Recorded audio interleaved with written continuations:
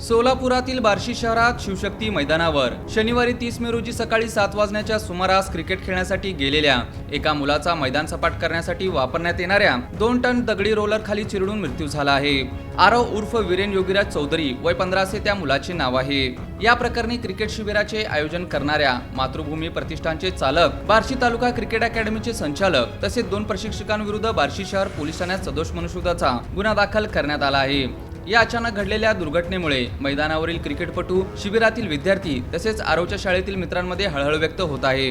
पोलिसांनी दिलेल्या माहितीनुसार मातृभूमी प्रतिष्ठानतर्फे उन्हाळी सुट्टीच्या पार्श्वभूमीवर शिवशक्ती मैदानावर समर क्रिकेट कॅम्प आयोजित करण्यात आला होता। प्रति विद्यार्थी 3,500 रुपये शुल्क आकारून सुमारे 350 विद्यार्थ्यांना प्रशिक्षणासाठी प्रवेश देण्यात आला होता। दररोज सकाळी 6 ते 8:30 या वेळेत हे शिबिर सुरू असायचे। नेहमीप्रमाणे शनिवारी सकाळी आरव चौधरी क्रिकेट खेळण्यासाठी मैदानावर गेला होता। त्यावेळी क्रिकेट प्रशिक्षक विवेक दुगम आणि अक्षय देबडेवार हे रोलर फिरवणाऱ्या मुलापासून काही अंतरावर उभे होते। प्रशिक्षकांच्या सांगण्यावरून काही मुलांसह आरव मैदानावर रोलर ओढत होता। तो रोलरच्या पुढील बाजूस होता। रोलर ओढत असताना अचानक त्याचा तोल गेला आणि तो दगडी रोलर खाली चिरडला गेला।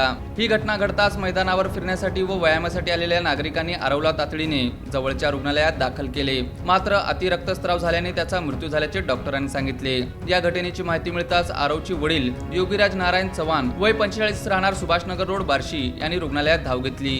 या प्रकरणी योगीराज चौधरी यांच्या फिर्यादीवरून समर कॅम्पचे आयोजक मातृभूमी प्रतिष्ठान तसेच प्रशिक्षक विवेक दुगम आणि अक्षय देबडेवार यांच्या विरुद्ध सदोष मनुष्यवधाचा गुन्हा दाखल करण्यात आला आहे।